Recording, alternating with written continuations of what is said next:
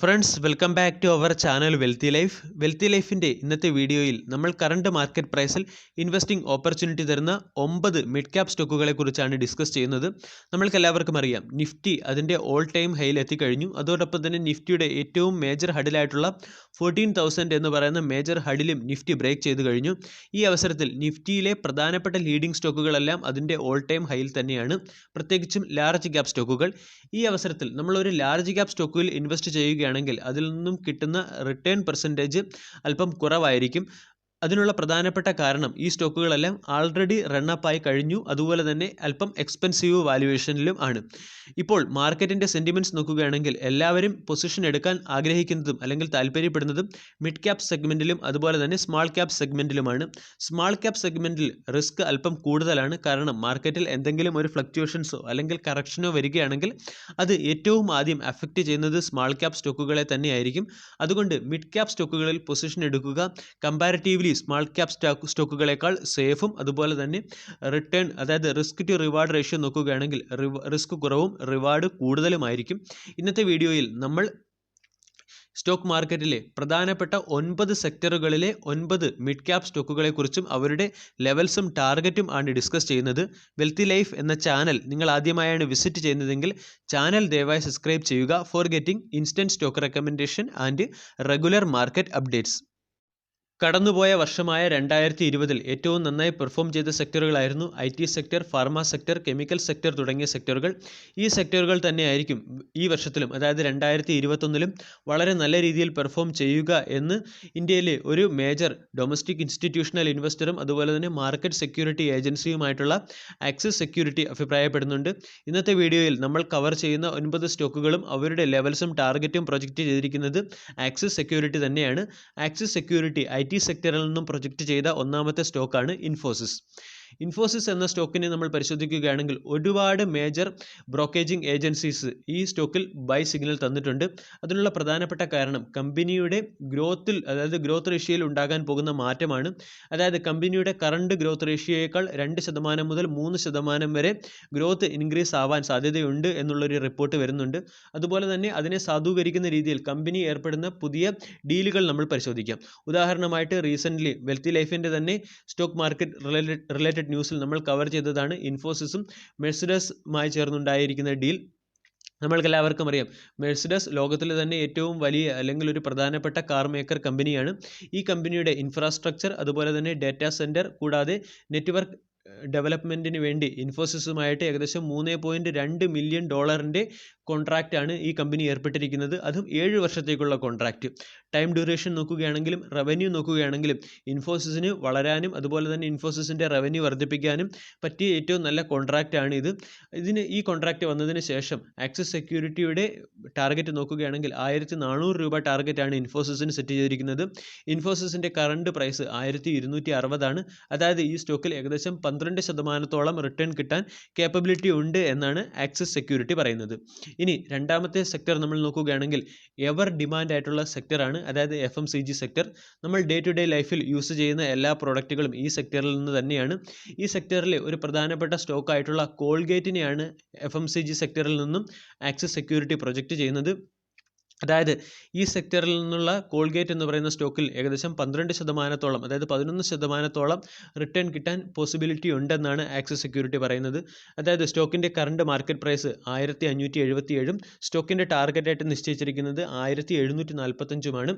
നമ്മൾക്കെല്ലാവർക്കും അറിയാം Colgate Indian tooth paste മാർക്കറ്റിൽ 50% cover ചെയ്യുന്ന സ്റ്റോക്കാണ്. അതായത് ടൂത്ത് പേസ്റ്റ് മാർക്കറ്റിൻ്റെ ഒരു മാർക്കറ്റ് ലീഡറാണ് ഈ കമ്പനി. അതുകൊണ്ട് ഈ കമ്പനിയിൽ തന്നിരിക്കുന്ന ലെവൽസും ടാർഗറ്റും എല്ലാം ജസ്റ്റിസിബിൾ ആണെന്ന് നമ്മൾക്ക് കാണാം. ഇനി അടുത്തത് മൂന്നാമത്തെ സെക്ടർ അതായത് ഡിജിറ്റൽ മാർക്കറ്റ് സെക്ടറാണ്, അല്ലെങ്കിൽ ഡിജിറ്റൽ പ്രൊഡക്ഷൻ സെക്ടറാണ്.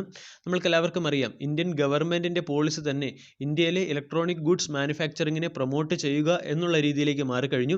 അതിനുള്ള ഉദാഹരണമാണ് PLI സ്കീം, അതായത് പ്രൊഡക്റ്റീവ് ലിങ്ക്ഡ് ഇൻവെസ്റ്റ്മെൻറ്റ് സ്കീം. ഈ സ്കീമിനെക്കുറിച്ചും ഈ സ്കീമിൽ ഉൾപ്പെട്ട ചില കമ്പനികളെക്കുറിച്ചുമെല്ലാം ആൾറെഡി നമ്മൾ പ്രീവിയസ് വീഡിയോകളിൽ ഡിസ്കസ് ചെയ്തതാണ്. അതെല്ലാം ചാനലിൻ്റെ പ്ലേലിസ്റ്റിലും അല്ലെങ്കിൽ wealthy life productive linked investment scheme എന്ന് ടൈപ്പ് ചെയ്താലും നമുക്ക് കിട്ടുന്നതുമാണ്.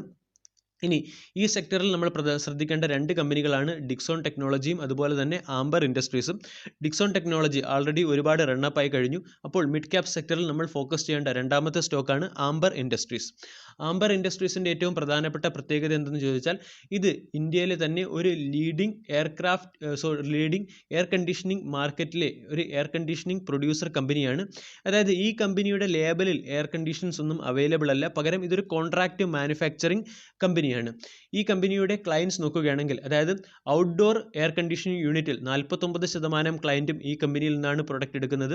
അതുപോലെ തന്നെ ഇൻഡോർ യൂണിറ്റുകൾ നോക്കുകയാണെങ്കിൽ അവിടെ 78% ക്ലയൻറ്റും ഈ കമ്പനിയിൽ നിന്ന് തന്നെയാണ് പ്രൊഡക്റ്റ് എടുക്കുന്നത്. അതുപോലെ തന്നെ വിൻഡോ AC സെഗ്മെൻറ്റ് നോക്കുകയാണെങ്കിൽ അവിടെ പ്രൊഡ്യൂസ് ചെയ്യുന്ന AC-കളുടെ 60% പ്രൊഡ്യൂസ് ചെയ്യുന്നതും ഈ കമ്പനിയാണ്. അതായത് ഇന്ത്യയിലെ പ്രധാനപ്പെട്ട പല പ്രമുഖ എയർ കണ്ടീഷൻ ബ്രാൻഡുകൾക്ക് വേണ്ടിയും പ്രൊഡക്റ്റ് ഉണ്ടാക്കി കൊടുക്കുന്നത് ആംബർ ഇൻഡസ്ട്രീസ് ആണ്. കൂടാതെ ഈ കമ്പനി പ്രൊഡക്റ്റീവ് ലിങ്ക് ഇൻവെസ്റ്റ്മെൻറ്റ് സ്കീമിലും ഉൾപ്പെട്ട കമ്പനിയാണ്. അതുകൊണ്ട് ഈ സ്കീമിൽ ഉൾപ്പെട്ടതിന് ശേഷം ഈ കമ്പനിയുടെ ചാർട്ട് പാറ്റേൺ നമ്മൾ നോക്കുകയാണെങ്കിൽ മനസ്സിലാകും. അതായത് മന്ത്ലി ചാർട്ട് പാറ്റേണിൽ എല്ലാം സ്ട്രോങ് ബുള്ളിഷ് ക്യാൻഡിലുകളാണ് ഫോം ചെയ്തുകൊണ്ടിരിക്കുന്നത്. ഇനി ഈ കമ്പനിയുടെ കറണ്ട് മാർക്കറ്റ് പ്രൈസ് നോക്കുകയാണെങ്കിൽ ഏകദേശം 2386 രൂപയാണ് കറണ്ട് മാർക്കറ്റ് പ്രൈസ്. ഈ സ്റ്റോക്കിൻ്റെ ടാർഗറ്റായിട്ട് ആക്സിസ് സെക്യൂരിറ്റി നിശ്ചയിച്ചിരിക്കുന്നത് 2800 രൂപയാണ്. അതായത് ഈ സ്റ്റോക്കിൽ ഏകദേശം 18% റിട്ടേണിൻ്റെ പ്രോബബിലിറ്റിയാണ് ആക്സിസ് സെക്യൂരിറ്റി തരുന്നത്. ഇനി നമ്മൾക്ക് അടുത്ത ഫിനാൻസ് സെക്ടറിലേക്ക് പോകാം. ഫിനാൻസ് സെക്ടറിലെ ഒരു സ്മോൾ സെക്ടർ അല്ലെങ്കിൽ സ്മോൾ ഫിനാൻസ് ബാങ്ക് പരിശോധിക്കുകയാണെങ്കിൽ അതിൽ പ്രധാനപ്പെട്ട 2 സ്മോൾ ഫിനാൻസ് ബാങ്കുകളാണ് ഉജ്ജീവൻ സ്മോൾ ഫിനാൻസ് ബാങ്കും അതുപോലെ തന്നെ AU സ്മോൾ ഫിനാൻസ് ബാങ്കും. ഇതിൽ ഉജ്ജീവൻ സ്മോൾ ഫിനാൻസ് ബാങ്കിനെയാണ് ആക്സിസ് സെക്യൂരിറ്റി സെലക്ട് ചെയ്തിരിക്കുന്നത്. പ്രീ കോവിഡ് ലെവലിൽ ഈ സ്റ്റോക്ക് ഏകദേശം 55 രൂപ അല്ലെങ്കിൽ 60 രൂപ വാല്യുവേഷനുള്ള സ്റ്റോക്കായിരുന്നു. അതിനുശേഷം ഈ സെഗ്മെൻറ്റിൽ അതായത് NBFC സെക്ടർ തന്നെ അല്പം പ്രഷറിലായി. ഈ സ്റ്റോക്ക് അതേ ലെവലിൽ തന്നെയാണെന്ന് നമ്മൾക്ക് മനസ്സിലാകും. അതായത് ഈ സ്റ്റോക്ക് ഏകദേശം 30 രൂപ വാല്യുവേഷനിലെത്തി. ഇപ്പോഴത്തെ കറണ്ട് മാർക്കറ്റ് പ്രൈസ് നോക്കുകയാണെങ്കിൽ ഈ സ്റ്റോക്കിൽ 38-40 രൂപ വാല്യുവേഷനാണ്.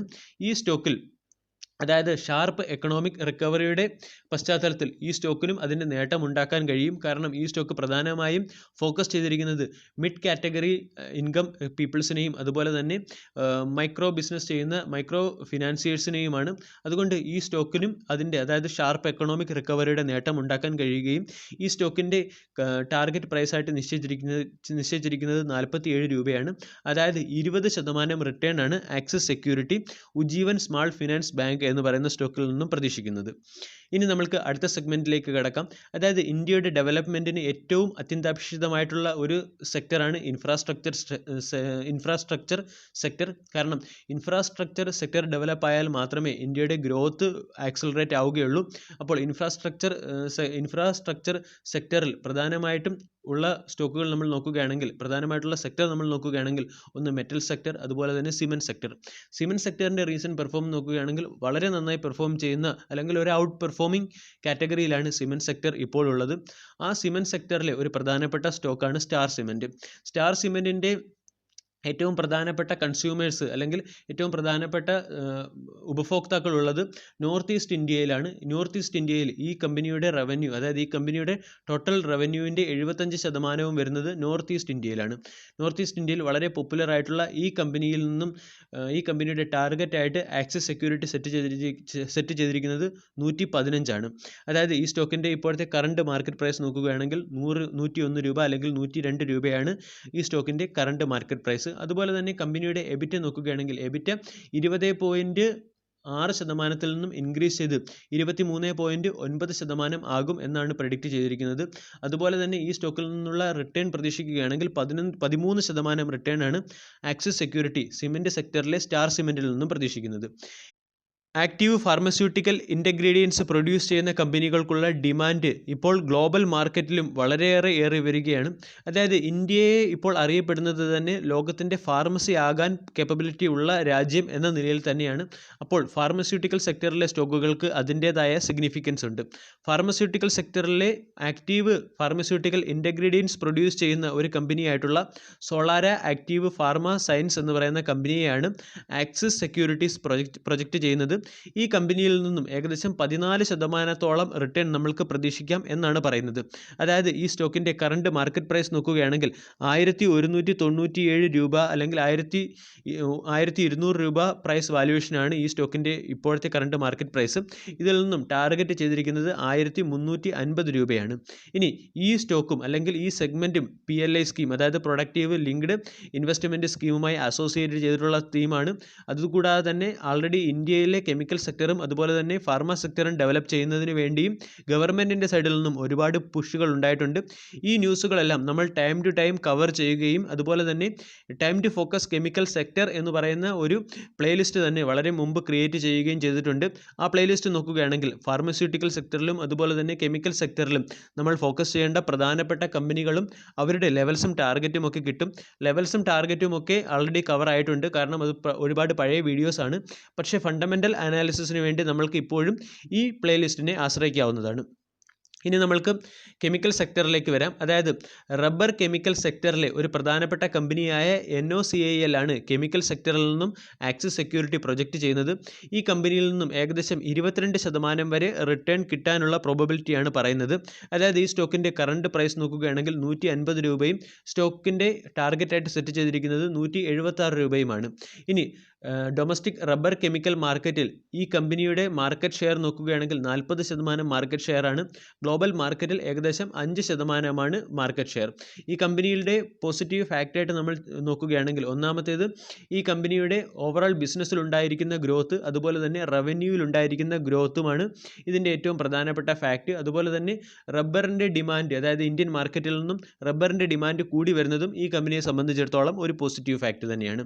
ഇനി നമ്മൾ ശ്രദ്ധിക്കേണ്ടത് ടെലികോം സെക്ടറിലെ ഒരു പ്രധാനപ്പെട്ട കമ്പനിയായ ഭാരതി എയർടെലിനെയാണ്.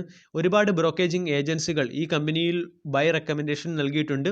നമ്മളുടെ പല വീഡിയോകളിലും അതെല്ലാം കവർ ചെയ്തിട്ടുമുണ്ട്. റീസെൻ്റ് ആയിട്ടുള്ള പല ഫാക്റ്റുകൾ നോക്കുകയാണെങ്കിലും അവിടെയും ഭാരതി എയർടെലിൽ നിന്നും നല്ല ഒരു റിട്ടേൺ നമ്മൾക്ക് പ്രതീക്ഷിക്കാവുന്ന ഒരു ഇൻഡിക്കേഷൻ തന്നെയാണ്. ചാർട്ടിൻ്റെ ടെക്നിക്കൽ അനാലിസിസ് നോക്കിയാലും നമ്മൾക്ക് മനസ്സിലാകുന്നത്, അതുപോലെ തന്നെ റീസെൻ്റ് ആയിട്ടുള്ള ന്യൂസുകൾ നോക്കിയാലും മനസ്സിലാകുന്നത്. ഉദാഹരണം തന്നെ കഴിഞ്ഞ 3 മാസമായി ഭാരതി എയർടെൽ മെയിൻറ്റെയിൻ ചെയ്തു വരുന്ന സബ്സ്ക്രിപ്ഷൻ റേഷ്യോ തന്നെയാണ്. അതായത് റിലയൻസിൻ്റെ ഏറ്റവും വലിയ പ്രൊഡക്റ്റ് ആയിട്ടുള്ള റിലയൻസ് ജിയോയേക്കാൾ ഏറ്റവും കൂടുതൽ സബ്സ്ക്രിപ്ഷൻ ഭാരതി എയർടെലിന് ലഭിക്കുന്നു. ഇത് ഭാരതി എയർടെലിൻ്റെ പ്രോഡക്റ്റിൽ മാർക്കറ്റിൽ ഉണ്ടാകുന്ന ഒരു അക്സെപ്റ്റബിലിറ്റി തന്നെയാണ്. കൂടാതെ ഇതിൻ്റെ ഏറ്റവും പ്രധാനപ്പെട്ട പ്രത്യേകത ഡൈവേഴ്സിഫിക്കേഷനാണ്. അതായത് Airtel Secure, Airtel Cloud, Airtel IQ, Airtel Blue Jeans തുടങ്ങിയ ഒരുപാട് സർവീസുകൾ ഈ കമ്പനി പ്രൊവൈഡ് ചെയ്യുന്നുണ്ട്. ഇതിൻ്റെ എല്ലാം ഇമ്പാക്റ്റ് മാർക്കറ്റിൽ നിന്നും കാണാൻ സാധിക്കും എന്നാണ് ആക്സിസ് സെക്യൂരിറ്റി പറയുന്നത്.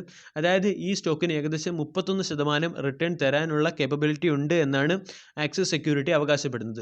സ്റ്റോക്കിൻ്റെ കറണ്ട് മാർക്കറ്റ് പ്രൈസ് നോക്കുകയാണെങ്കിൽ 515 രൂപയും സ്റ്റോക്കിൻ്റെ ടാർഗറ്റായിട്ട് നിശ്ചയിച്ചിരിക്കുന്നത് 676 രൂപയുമാണ്.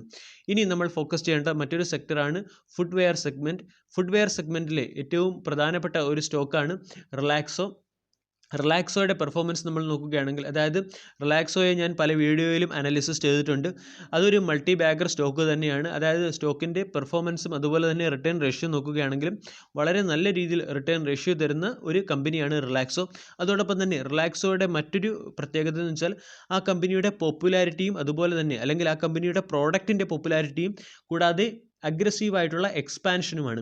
റീസെൻ്റ് ആയിട്ടുള്ള ഒരു ന്യൂസിൽ നമ്മൾ കവർ ചെയ്തതുപോലെ തന്നെ ഹരിയാനയിലെ ബിവാടി എന്ന് പറയുന്ന ഡിസ്ട്രിക്റ്റിൽ അതിൻ്റെ ഒരു പ്രൊഡക്ഷൻ പ്ലാന്റ് റിലാക്സോ അതിൻ്റെ ഒരു പ്രൊഡക്ഷൻ പ്ലാന്റ് തുടങ്ങിയിട്ടുണ്ട്. ഏകദേശം 90 കോടി രൂപയുടെ ഇൻവെസ്റ്റ്മെൻറ്റാണ് ഈ പ്രൊഡക്ഷൻ പ്ലാന്റിൽ റിലാക്സോ ഇൻവെസ്റ്റ് ചെയ്തത്. ഈ പ്രൊഡക്ഷൻ പ്ലാന്റിൻ്റെ കപ്പാസിറ്റി നോക്കുകയാണെങ്കിൽ 1 ലക്ഷം ജോഡി ഫുട്വെയർസ് ഒരു ദിവസം നിർമ്മിക്കാനുള്ള കേപ്പബിലിറ്റി ഉള്ള ഒരു പ്രൊഡക്ഷൻ പ്ലാന്റാണ് ഈ കമ്പനി ഇവിടെ തുടങ്ങിയിരിക്കുന്നത്. അങ്ങനെ വെച്ച് നോക്കുകയാണെങ്കിൽ ഈ കമ്പനിയുടെ ബിസിനസ് എക്സ്പാൻഷനും അതുപോലെ തന്നെ പ്രൊഡക്ഷനും എല്ലാം വളരെ കൂടുതലാണ്. കൂടാതെ കമ്പനിയുടെ ഫിനാൻഷ്യൽ പാരാമീറ്റേഴ്സ് നമ്മൾ അനാലിസിസ് ചെയ്യുകയാണെങ്കിൽ കമ്പനിയുടെ ക്യാഷ് ഫ്ലോ, അതുപോലെ തന്നെ റിട്ടേൺ അസറ്റ്സ്, എബിറ്റ ഇവയെല്ലാം വളരെ നല്ല ഒരു ക്യാപിറ്റൽ എഫിഷ്യൻറ്റ് കമ്പനിക്കുള്ള എല്ലാ ക്വാളിറ്റീസും ഈ കമ്പനിക്കുണ്ട്. അതുപോലെ തന്നെ സെക്ടറിലെ പെർഫോമൻസ് നോക്കുകയാണെങ്കിലും, അതായത് സെക്ടർ പെർഫോമൻസ് നോക്കുകയാണെങ്കിലും വളരെ നല്ലൊരു സെക്ടർ പെർഫോമൻസ് ഉള്ള ഒരു മിഡ് ക്യാപ് സ്റ്റോക്കാണ് റിലാക്സോ. ഇനി റിലാക്സോയിൽ നിന്നും ആക്സിസ് സെക്യൂരിറ്റി പറയുന്നത് ഏകദേശം 16% റിട്ടേൺ നമ്മൾക്ക് പ്രതീക്ഷിക്കാം എന്നാണ്.